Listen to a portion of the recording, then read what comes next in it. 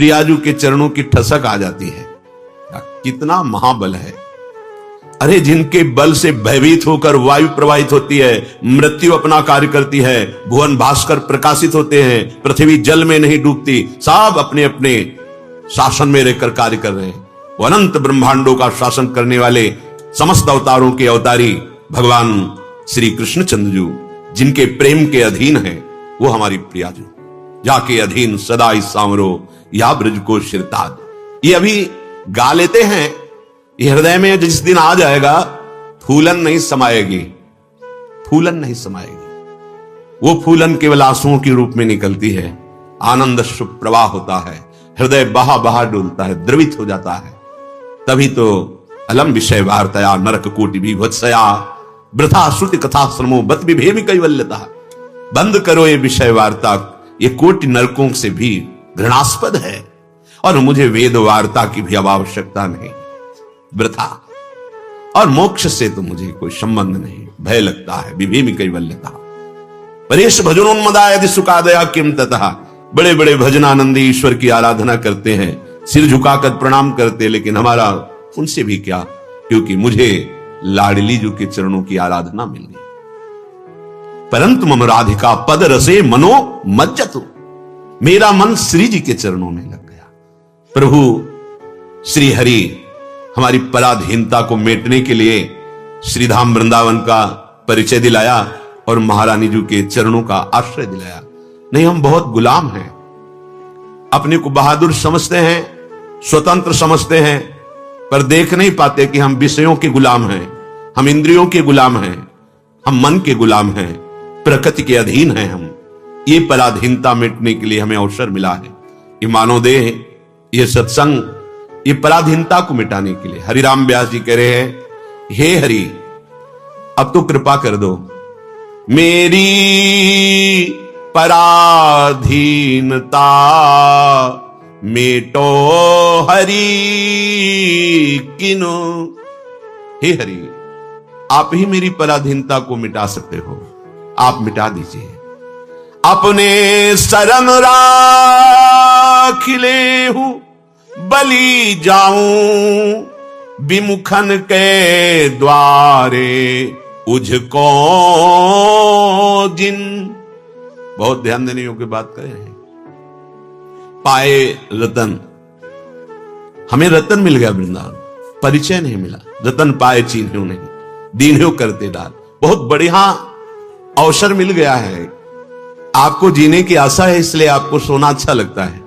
और जिस दिन यह बात समझ में आ गई कि कभी भी शरीर छूट सकता है, तो अब यह बात लग गई कि कमा लो, कमा लो, जितना भी कष्ट मिले चुपचाप सह लो, राधा नाम कमा लो, राधा राधा राधा राधा राधा, इतनी कमाई कर लो कि हमारे प्रियालाल प्रसन्न हो जाए। बिक जाते हैं प्रियालाल, जैसे लालजू कहते हैं, राधा नाम मेरा निश्चित मूल्य है, अगर आप राधा नाम एकत्रित कर लो, मुझे खरीद लो।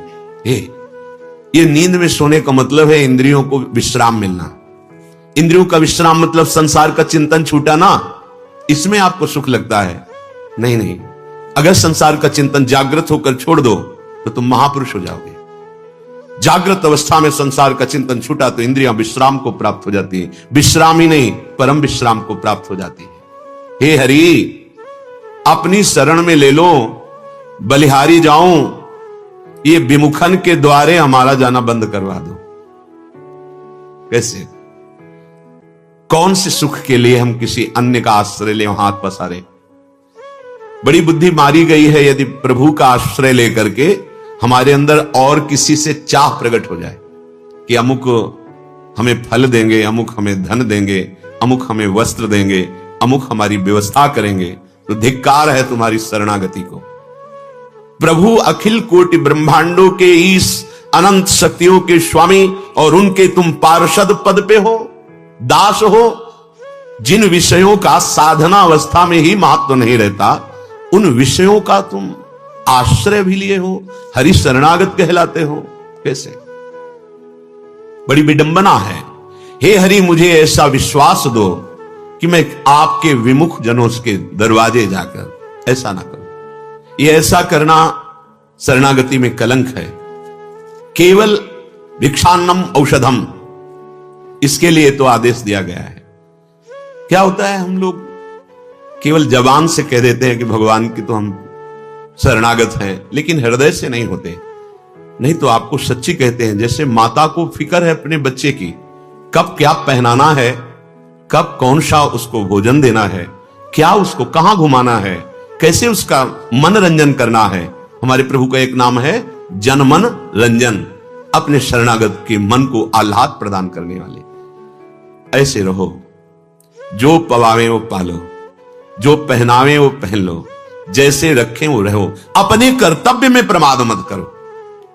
कर्तव्य जो आपको गृहस्थी विरक्ति जो कर्तव्य मिला है, जितनी सामर्थ्य मिली प्राणपन से करो, और जैसे हरि रखे वैसे रहो, किसी के आगे हाथ मत फैलाओ।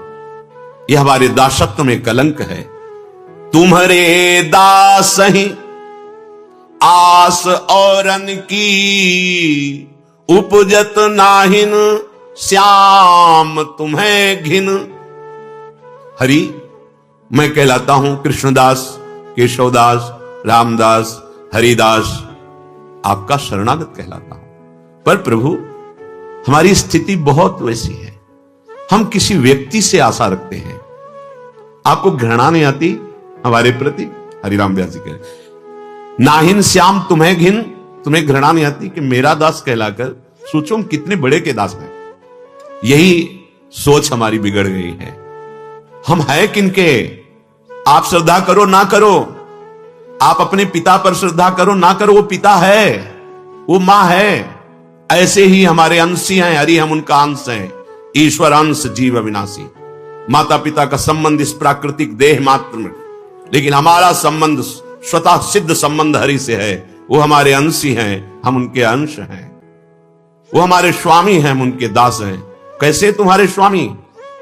शिव, विरंच, शनकादि, जिनकी चरण वंदना करते हैं।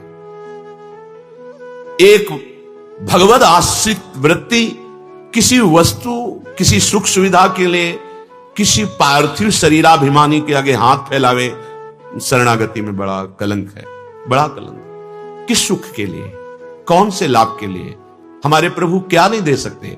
बोले नहीं दे रहे तो बड़ा मंगल है, अगर वो नहीं दे रहे तो बड़ा मंगल कर रहे हैं। सच्ची मानिए, अज्ञान के कारण आप ऐसा सोचते हैं। उनके पास कोई कमी नहीं, वो मायाधीश है। वो हमें इसलिए नहीं दे रहे, अनंत जन्मों से हम भटक रहे हैं, अब वो अपने को देना चाहते हैं। काहे को माया की चीजें मांग रहा है? मेरे को ले। प्रभु को लेके क्या करेंगे? प्रभु के प्राप्त होने पर सब प्राप्त हो जाएगा, कुछ बाकी नहीं रहेगा। आनंद समुद्र है। हम जो वस्तु मांग रहे हैं, जो विषय भोग रहे हैं, वो आनंद की खोज में आनंद मिलेगा। नहीं है इसमें आनंद, ये दुख योनया है। आनंद समुद्र प्रभु है। हे प्रभु, आपका कहलाकर औरों के आगे हाथ पसार, किसी लिए भी हाथ नहीं पसारना। हमको कोई धार्मिक कृत्य करना, तो हमारे पास जो है उतने से धर्म की पूर्ति हो जाएगी, उससे चंदा मांगने की जरूरत नहीं। सत्य धर्म के पालन के लिए ऐसे करने की आवश्यकता नहीं। एक महात्मा मुदगल नाम के ऋषि थे। वो शीलोंच वृत्ति से जीवन निर्वाह करते थे। सील कहते हैं जब किसान का पूरा अन्न उठ जाता है, उसका अधिकार खत्म हो जाता है खेत से, अब वो जो पड़े हुए दाने हैं अन्न के, उन्हें चुन लेना। बाजार में जब व्यापारी अपना अन्न उठा के चले जाते हैं, जो दाने गिरते हैं उनको उठा लेना उंच कहते हैं। शील और ओंच, शीलोंच वृत्ति, वो अन्न एकत्रित करते हैं। तो 2-2.5 किलो बहुत होता था, उसका वो सतुआ बना लेते थे, और ऐसे चुटकी भर लेकर के पूरा वर्ष उसी से गुजारा करते थे। शीलोंच वृत्ति से, शीलोंच वृत्ति से एकत्रित किया हुआ 2-2.5 किलो सतुआ मिट्टी के पात्र में रखा। इतने में अतिथि रूप से आ गए भगवान। निष्ठा की परीक्षा होती है। यदि आप कुटिया बनाए हो, यदि आपके यहां अन्न है एकत्रित, तो आए हुए अतिथि का अगर स्वागत नहीं करेंगे तो आपका तप और पुण्य नष्ट हो जाएगा। शास्त्रीय सिद्धांत है। यदि आप भिक्षुक हैं, किसी वृक्ष के नीचे पड़े रहते हैं आप, तो फिर आपके ऊपर अतिथि का अधिकार नहीं है। यदि आप एक झोपड़ी भी बनाए हैं, जल भी रखे हैं, तो अतिथि का अधिकार बन जाता है। अगर अतिथि आता है तो हाथ जोड़ करके आसन देकर, जल है तो जल के लिए ही पूछिए, ये बनता है। तो सतुआ था, आए और कहा कि बहुत ही क्षुधा लगी है, आपके पास कुछ है? हाँ भगवान है। सतुआ दिया उनको, पूरा 2.5 किलो सतुआ पा गए। 1 वर्ष के लिए वो रखते थे। उन्होंने कुछ नहीं कहा, जल पिला दिया, तृप्त हुए चले गए। तो वहां कुछ कण सतुआ के गिरे हुए थे, तो एक नेवला वहां से गुजरा तो आधा सोने का बन गया, स्वर्णिम तेजो में शरीर। अब वो जब महाराज युधिष्ठिर की राजसूय यज्ञ हुई, राजसूय यज्ञ है, भगवान मुखिया उसमें, तो जब पूरी हो गई राजसूय यज्ञ तो हर जगह वो लौट रहा था। पूरे यज्ञ मंडप पर जहां जहां पंगत पवाई गई वो बार बार यही कहता था कि मुद्गल ऋषि की सतुआ यज्ञ से बढ़कर ये राजसूय यज्ञ नहीं है। भगवान श्री कृष्ण ने कहा, नेवले, ऐसी यज्ञ तो कोई नहीं कर सकता, क्योंकि इस यज्ञ में स्वयं भगवान शंकर, ब्रह्मा, श्री कृष्ण देवपान, व्यासदेव, परशुराम, बड़े बड़े सात भगवत स्वरूप आए हुए हैं, बड़े बड़े ब्रह्म ऋषियों का यहां सम्मान हुआ है, समस्त वैभव इस समय महाराज युधिष्ठिर के सेवा में है, आप ऐसा क्यों कह रहे हो? तब उसने कहा, महाराज शिलोंच वृत्ति से जीवन यापन करने वाले मुद्गल ऋषि का पूरी कथा बताई, और मैं वहां से गुजरा तो मेरा आधा शरीर स्वर्ण का हो गया। अब मैं सोच रहा था कि कहीं ऐसा पुण्य होगा तो मेरा पूरा शरीर स्वर्ण का हो जाएगा, पर राजसूय यज्ञ में वो नहीं हुआ जो सतुआ यज्ञ से हुआ। आप समझ पा रहे हैं? यदि आप धर्म से कमा रहे हो, 1 रुपए का आप धर्म कर दिए तो 1 अरब का बहुत बड़ा धनी वो दान करे तो तुम्हारी समानता नहीं कर सकता। 1 करोड़ गाय राजा दान करे और 1 गरीब आदमी बछिया दान कर दे तो उसकी बराबरी नहीं कर सकता। इसलिए अगर हम सोचे कि यज्ञ करने के लिए या हम भंडारा करने के लिए या कोई बड़ा अनुष्ठान करने के लिए हम चंदा मांगे, 4 लोग स्वयं सहयोग कर रहे हो, बात अलग की बात है। नहीं, धर्म आपके पास जो है उसी से पूर्ण हो जाएगा।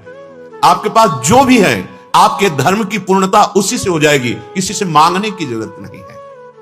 हे हरि, आपका दास कहला करके मैं औरों से मांगता हूं, आपको घृणा नहीं होती?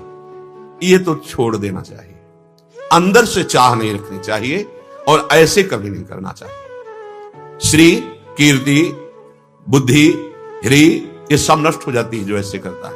पूज्यपाद उड़िया बाबा जी के वचन थे, अगर विरक्त है तो एक ही जगह केवल आज्ञा है, क्षुध व्याधिस चिकित्सताम, क्षुधा रूपी व्याधि की चिकित्सा के लिए भिक्षान्नम औषधम, भिक्षा रूपी अन्न औषधि से हरि का आश्रय लेकर जो वैराग्य मार्ग में है वो केवल भिक्षाम दे, राधे श्याम, जो रूखा सूखा जैसा मिला बस उससे गुजारा करना, ये मांगने की तो बात है नहीं। हरि के आश्रित जनों की कई वृत्तियां होती, जैसे एक होती आकाश वृत्ति, ये महान वृत्ति है।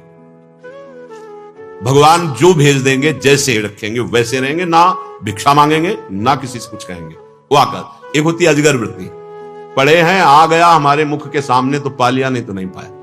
यह है मधुकर वृत्ति। मधुकर कहते भौरा, भौरा जैसे हर पुष्प से पराग लेकर अपने प्राणों का पोषण करता है, ऐसे वैरागी 4 घरों में जाकर माधुकरी मांगकर अपने प्राणों का पोषण करके परमात्मा चिंतन में लगा रहता है। लेकिन धन मांगना या अन्य कुछ मांगना तो कहते हरि तुम्हें घृणा नहीं आती हमारे ऊपर? केतिक आयु केतिक जीवन, काहे विनाशत काज हटक कर। अरे तुम्हारा कार्य था निष्काम होकर परमात्मा चिंतन करते हुए त्रिभुवन पर विजय प्राप्त करना, और तुम इस छोटी सी आयु के लिए भोग मांगते घूम रहे हो। व्यवस्था की कितना, अरे हरि आश्रित रहो, वो चाहे जैसे महलों में रखे चाहे झोपड़ी में बास दें, जथा लाभ संतोष सदा, काहू सो कछु न चाहूंगो। ये हमारी निष्ठा है, ये हमारा जीवन है वैरागियों का। नहीं, अगर मांगना नहीं मिटा तो मतलब क्या हम भिखारी हैं? अरे हम प्रेम भिक्षुक हैं, भगवत प्रेम प्राप्त करने के लिए निकले। कोई विषयी भिक्षुक है क्या? धन के भिक्षुक है क्या? नहीं, हरि आश्रित है। जो हरि आश्रित है उसको विश्वास रहता है। पूषण भरन न चिंत कराही, श्री हरिवंश विभव बिलसाई, श्री वृंदावन की माधुरी। अगर अपने शरीर पोषण की भी चिंता है तो अभी दासत्व तो नहीं पुष्ट हुआ। अगर किसी भी तरह के किसी अन्य आश्रय की वृत्ति तो अभी दासत्व तो नहीं पुष्ट हुआ। दासत्व पुष्ट हो गया तो बकाया क्या रह गया? योगक्षेमम बाहम में हम स्वयं स्वामी देखते हैं। तुम्हारे दास है, मैं आपका दास कहलाता हूं। आस औरन की उपजत नाहिन, श्याम तुम्हें घिन, मेरी पराधीनता मेटो हरिकिन। हे हरि, मेरी पराधीनता मिटा दो। आपके सिवा और किसी से आशा न रहे, और आपसे भी आशा केवल आपके सुमिरन की, आपके प्रेम की। इसी से पूर्ण तृप्ति हो जाएगी, कोई चाह नहीं रह जाएगी। प्रभु मैं तो आपका दास हूं, ये कैसी वृत्ति हमारी कि हम औरों की तरफ देखें, आशा रख